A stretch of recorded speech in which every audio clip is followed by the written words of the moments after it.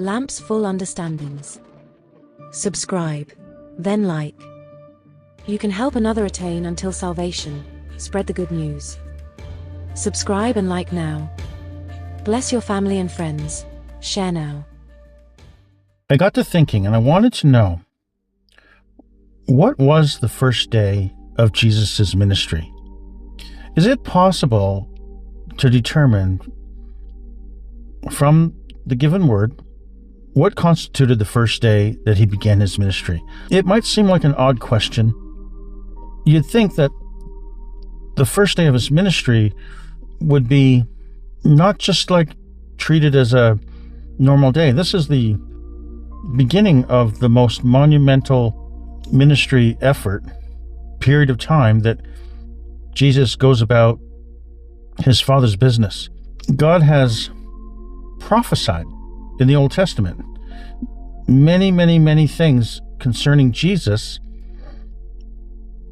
and they're all packed into his 2-year ministry.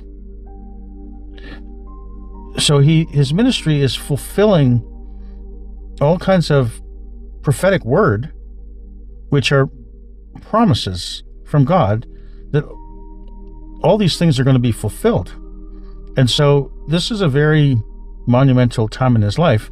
He's following a script, and the conclusion is going to be an effort that enables mankind to be saved from death and unto eternal life. So shouldn't it start with some amount of fanfare, some amount of recognition that it has started?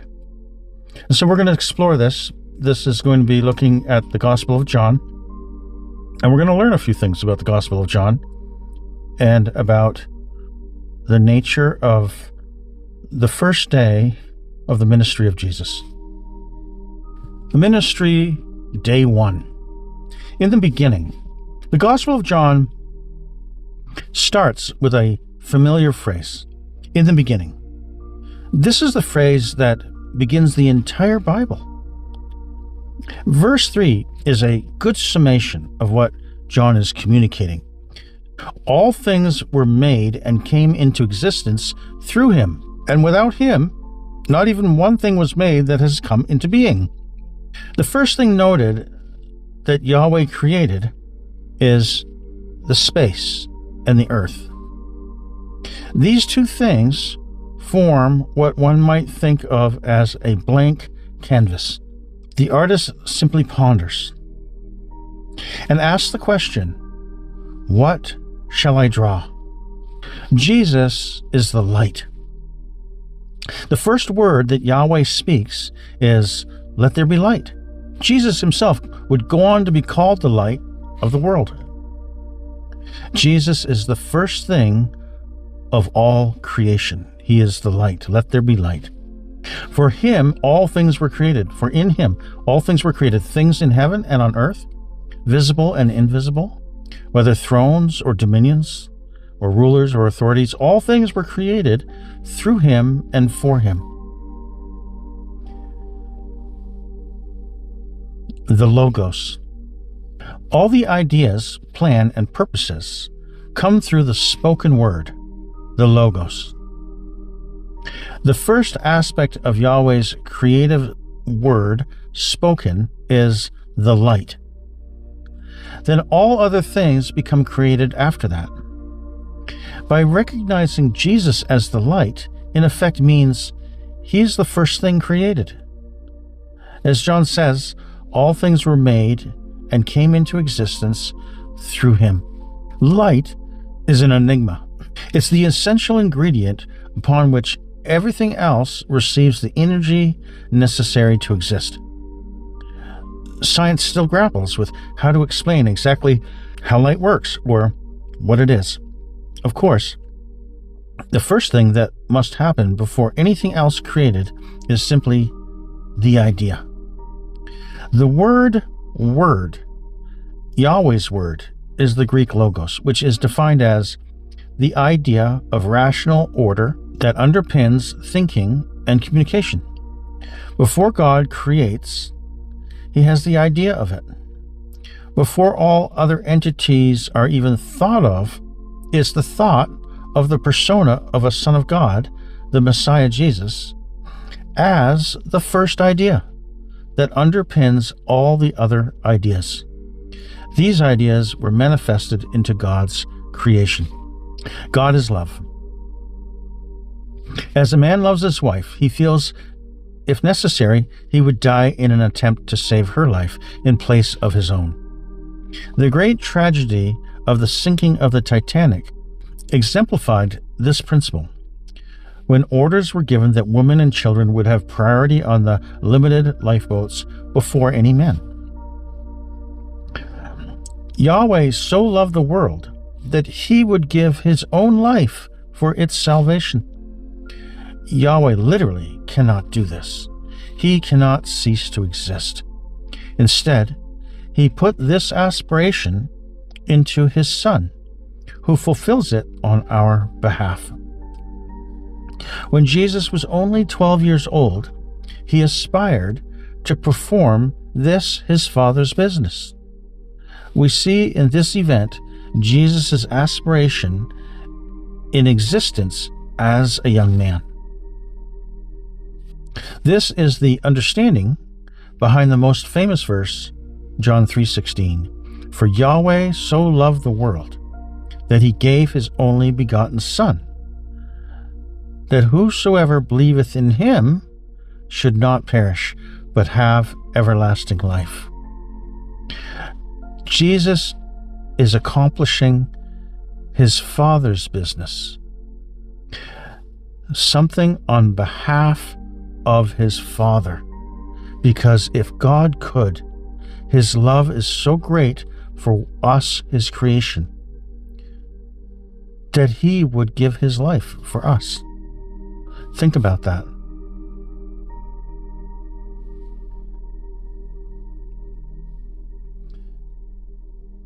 The Gospel of John is all about beginnings.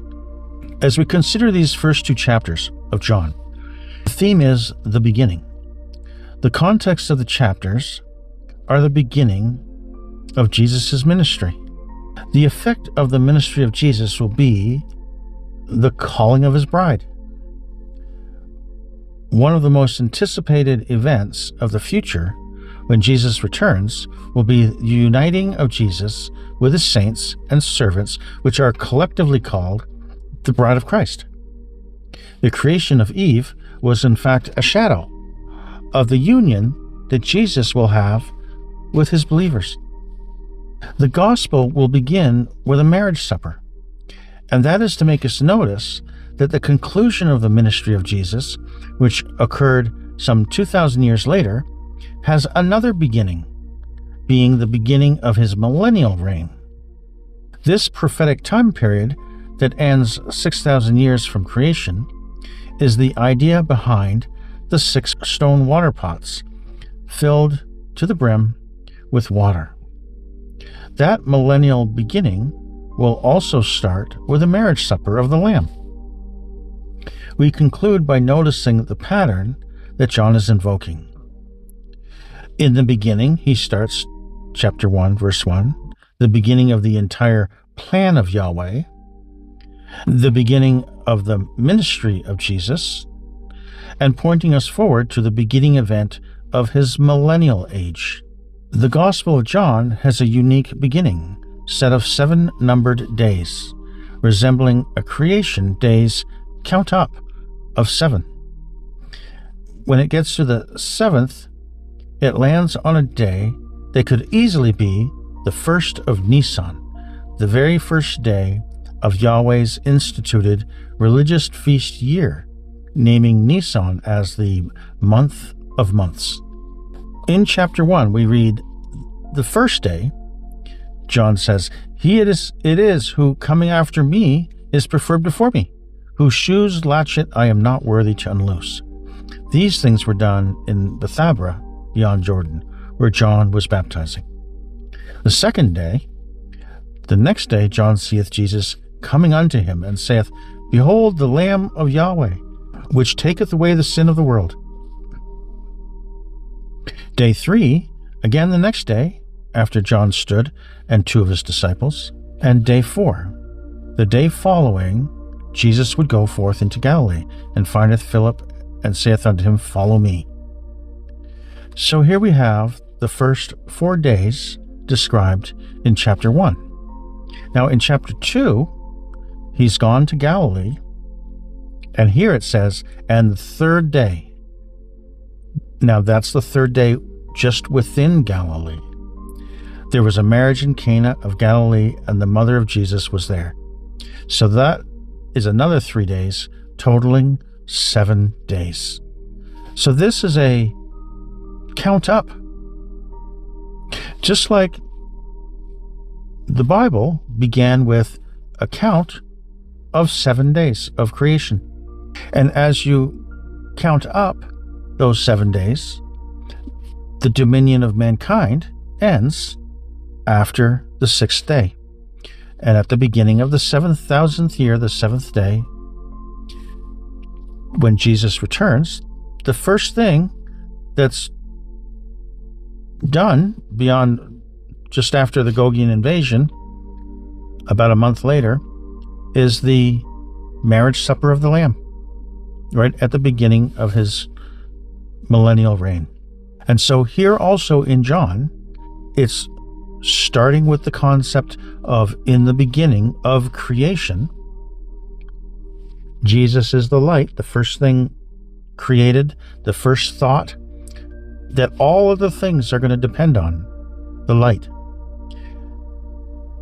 And we've counted up to 7, just like the creation story, and we've landed on the wedding of Cana. So it's not a coincidence that if you're counting up to 7 like this, that where that 7 lands is likely going to be the start of his ministry. The marriage supper of the Lamb begins in the first year of the 7th millennium, soon after Jesus returns, as more fully described in Revelation.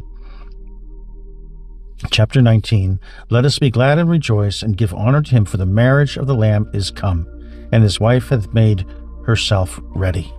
A traditional Jewish wedding. The wedding at Cana is understood to be a traditional 7-day Jewish wedding. With a wedding lasting that long, it's not necessarily surprising that the wine could run out days before the period has finished. In John chapter 2, the wedding of Cana begins, and it includes the first miracle. Wouldn't it also make sense that the first miracle should have proximity to the beginning of his ministry? This beginning of miracles did Jesus in Cana of Galilee, and manifested forth his glory, and his disciples believed on him. And so when it says manifested forth his glory, it's foretelling the future of his glory to come, when it is his time to have his marriage supper of the Lamb with the bride of Christ, the true and faithful believers. The information that this is the first event in which Jesus performs a miracle lends credence to the understanding that this beginning miracle coincides with the beginning of his ministry, and has in fact been noted that we make the connection that this is the official beginning of his ministry, that is officially kicked off with the appropriateness of an event in which a covenant is made, followed by a joyous celebration that includes a miracle. Then there's just a few days in Capernaum after this 7-day wedding. He goes down to Capernaum, and they continued there not many days. John is careful to provide the time frame. A 7-day wedding plus 2 or 3 days in Capernaum is now 9 or 10 days. And then he travels to Jerusalem. That's going to take a couple of days. And he's there for the Passover. he'll get there in time to prepare, and it'll begin the 14th. And the Jews' Passover was at hand, and Jesus went up to Jerusalem. So after the 10th or so day at Capernaum, Jesus travels for another couple of days. He has time to prepare, and he sits for the Passover Seder and begins the evening of the 14th. So in conclusion, in this section, the wedding feast at Cana was more likely a 7-day traditional wedding. It lends itself to the cause for running short on wine. After these 7 days, a few days in Capernaum, some travel time, and Jesus arrives in Jerusalem for his first ministry, Nisan 14, Passover. These 14 days must have been initiated Nisan 1. And if the timing was perfect for an auspicious wedding date, the new moon would begin Saturday night. The 7-year count-up lends credence that something important was about to begin, pointing to the 7th millennium, when he will have his future marriage supper. The note that this time was his first miracle lends credence to this conclusion. An auspicious day. A Jewish 7-day traditional wedding fact is Jewish couples, if they can, would like to pick the most auspicious, spiritually religious, related day to have their wedding ceremony. In the Jewish year, that day would be a new year beginning, a new month beginning, a new moon beginning, a new week beginning Saturday sunset, a new day beginning sunset, an inauguration ceremony beginning a couple's new life together, a life together beginning with covenant vows. Yahweh would have arranged for Jesus to start his new covenant ministry on just such an auspicious day, such as Nisan 1. The wedding day of Cana is not his time to provide wedding wine, because this is not his marriage supper. His supper is shortly after his return, yet he provides the wine, and it is the best wine. After all, his ministry is also a courtship, after which he proposes to the bride with a strong covenantal promise, inviting her to say yes to marriage with him. We find in the Gospel of John a guiding structure. In this particular case, the miracle he performs is related to the context of the chapter. We will then see that this is the beginning of a pattern in which all the things he says, does, or miracles performed throughout the rest of the Gospel of John will have the relationship to the prophetic meaning of the particular feast within the chapter or chapters that follow. We're not going to go through all of the Gospel of John here, but if you do read the whole Gospel of John and you do understand what the prophetic meaning is of each of the feasts, the context of the chapter will relate to the prophetic meaning of the feasts. In the Gospel of John, there are 3 Passovers, 1 Feast of Weeks, which is John 5, a Feast of Tabernacles, and a Hanukkah, and of course, the wedding of Cana. So all the feasts are represented. They all have prophetic significance, and you can understand each of the chapters better when you see that context of each chapter in light of the prophetic significance of the feast that the chapter is on. A 2-year ministry, only 3 Passovers. The unnamed feast of John 5 includes the miracle of causing a lame man to stand up, and then teaching about the first resurrection. So this subject matter would be in keeping with the Feast of Weeks, first resurrection context. Not a Passover as such. There are only 3 Passovers in John, and therefore only 2 ministry years. A Feast of Weeks required that the fields not be harvested in full. The edges and the gleanings were to remain. This is not a full resurrection harvest time. The complete resurrectional harvest occurs at the end of the millennium, when death itself will be terminated. The marriage supper signs. Now that we have the modern tool of an astronomy application, we can actually see the celestial position and what weekday occurred on Nisan 1 in the year 25 AD, in which Jesus began his first year of ministry. And so we can look at the celestial positions and we can find out, was Nisan 1 of 25 AD or of any of the years? What years had a new moon Saturday night, Nisan 1? That might tell you which year started his ministry. Not only does this time begin, Saturday sunset on a new moon, a look at a whole range of years shows that none of those years have a Nisan 1 new moon starting Saturday night, except for only the 1 year of 25 AD. This scientific fact is in keeping with all prophetic studies that conclude a 2-year ministry in the years 25 and 26 AD, with the crucifixion year occurring on the Nisan 14 day of 27 AD, April 9, 27 AD. The fact that the celestial heavens are a perfect match to the written Bible and no other year within the time frame except 25 AD suggests that any argument that sides with Yahweh as anything but a complete reality in our existence is now proven entirely false, while the existence of Yahweh is completely true.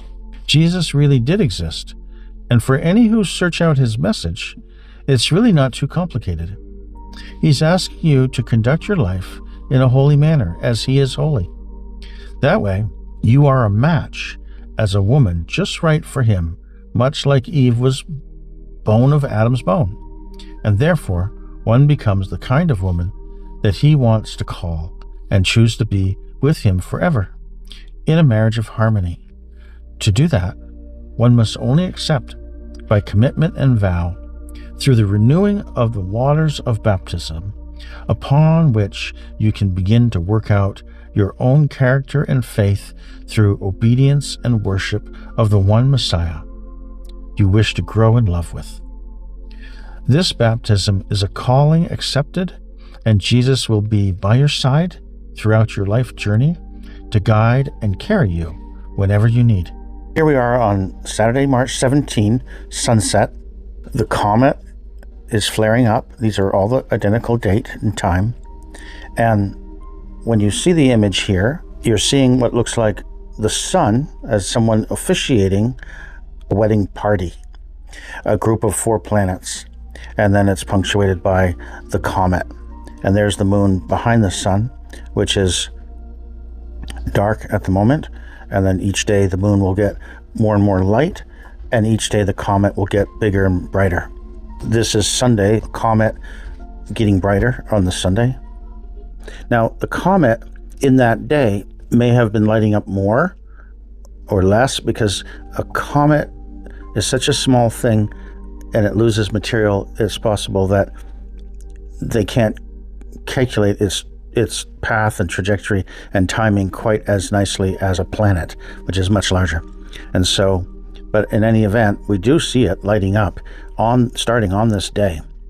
And if we were to follow it forward in time, you see how it lights up even more. Now, when you get to April 1, this is Passover, right? And so they're going to enjoy the Passover together as well, and another 7 days.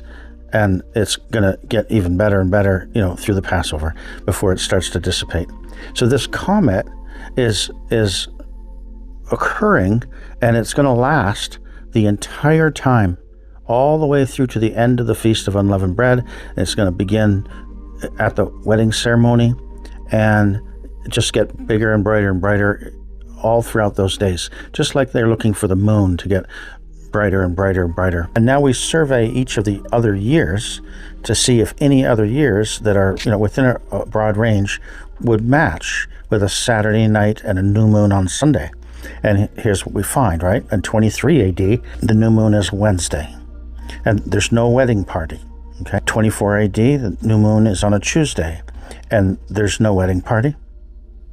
In 26 AD, new moon is a Thursday with no wedding party, showing the Jewish calendar of Nisan 1. 27 AD is a Wednesday, no wedding party. 28 AD is a Monday, no wedding party. 29 AD is Saturday, and that's close. Again, there's no wedding party. 30 AD, Wednesday, no wedding party. 31, Monday, no wedding party. 32 AD is a Saturday.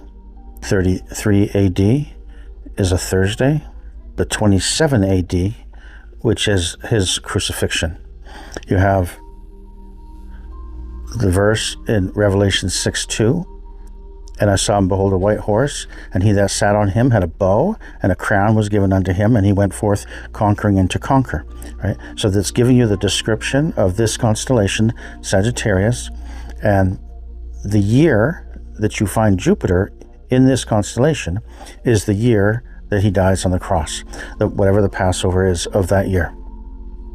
And of course, Jupiter will spend a full year in each successive constellation. So there's only going to be one in every 13 years that Jupiter is going to be in one of the 12 constellations.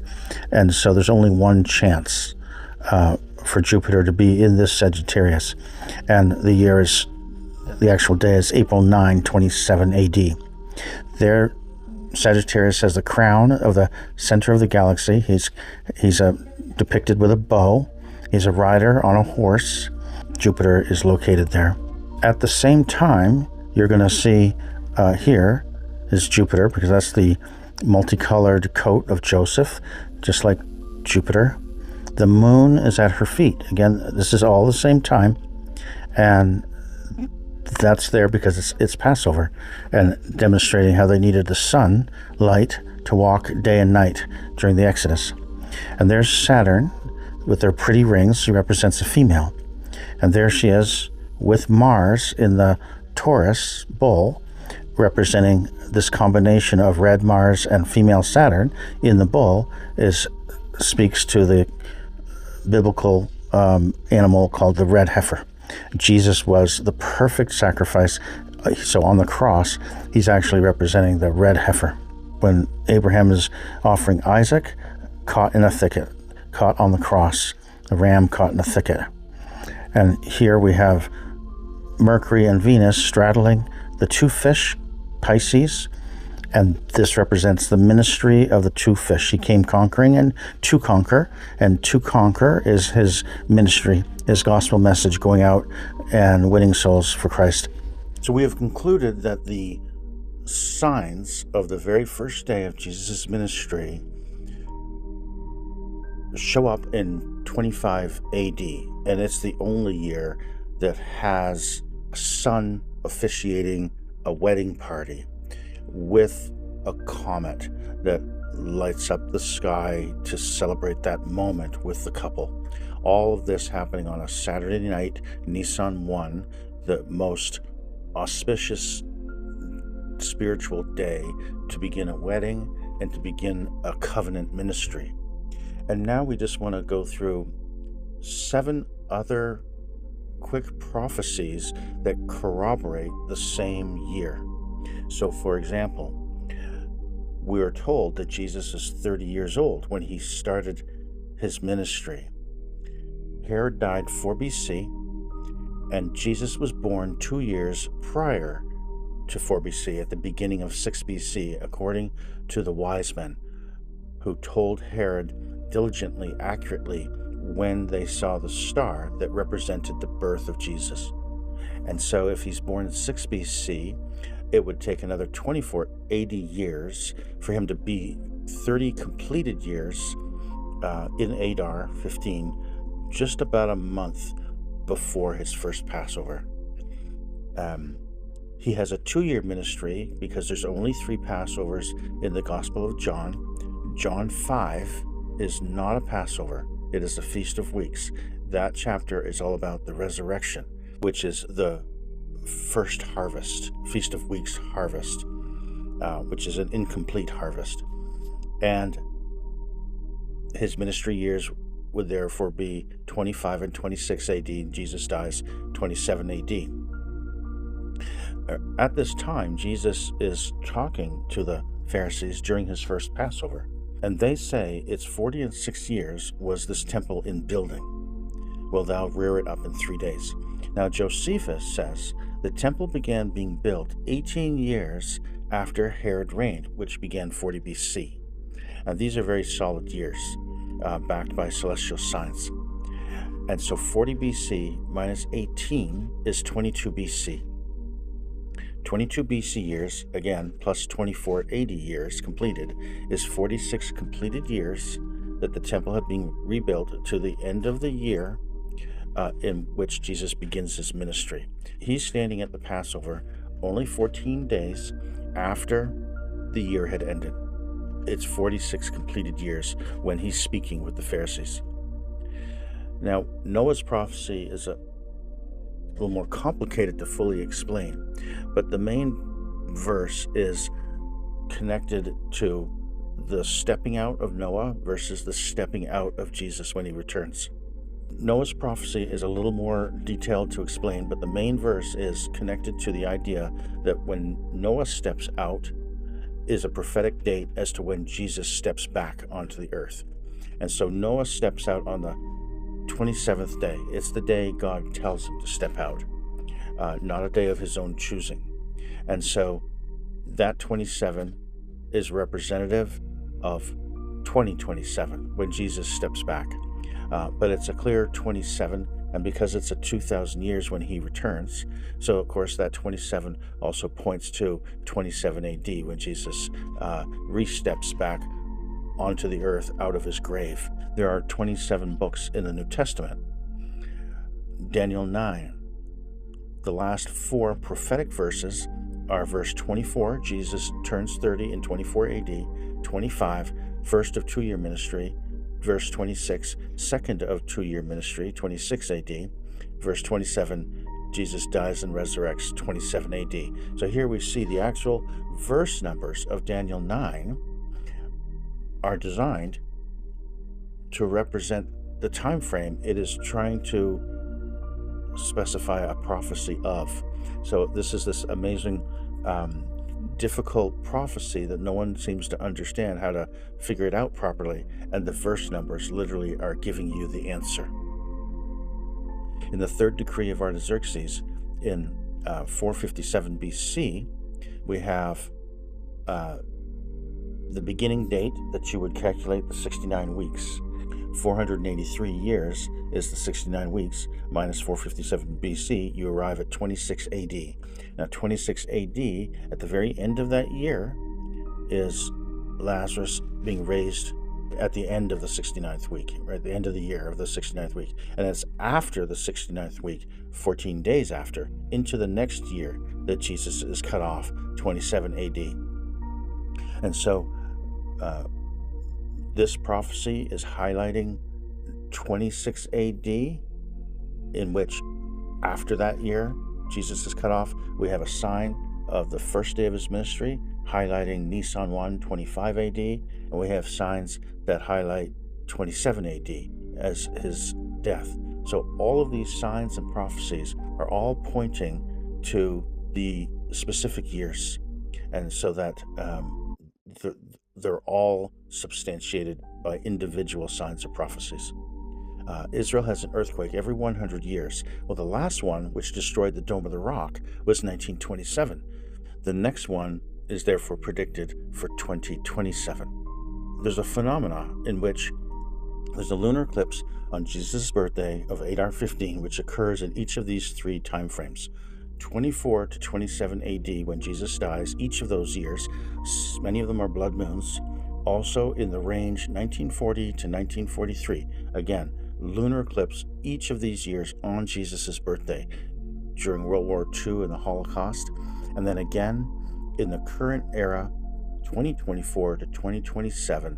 Each of these years will have a lunar eclipse, often a blood moon, leading to the year Jesus returns. So this is a significant pattern that highlights these years once again. So we have seen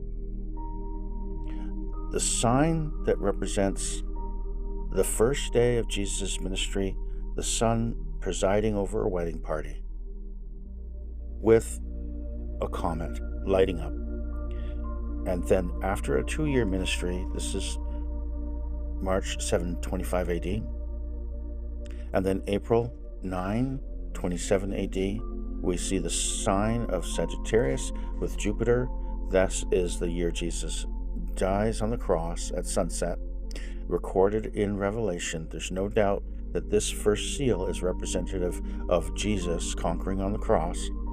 And then along with that sign, 1, 2, 3, 4 more, a total of 5 signs, all occurring exactly at the same time. This is the one day that has more signs all simultaneously happening, all representative of Jesus and his ministry, of Jesus dying on the cross, of the Passover and his ministry, and connected to the Bible with a verse, making this the biggest day for celestial signs. Of course, the day that Jesus ultimately sacrifices himself in love for the world.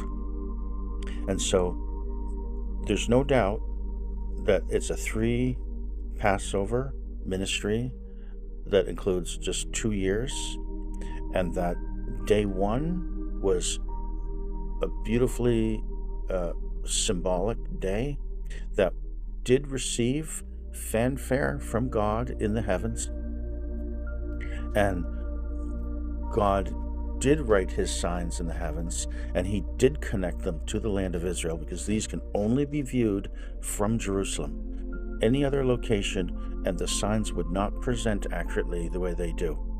This was God's promise to Moses, that he would retain a presence of himself, of his power, at all times, directly over Israel, knowing that he is saying that he will never leave them. He's always there. His signs are always there, and he never will leave them. And so they had this promise through Moses, and we're seeing this promise being fulfilled in our ability to actually see these signs. If you're hearing this and you have not joined your life to Jesus, do it now while he may be found. And Yahweh bless you in your life and in your everlasting life to come shortly. In and through your Son's name. Amen. Lamps Full Understandings. Subscribe, then like. You can help another attain until salvation. Spread the good news. Subscribe and like now. Bless your family and friends. Share now.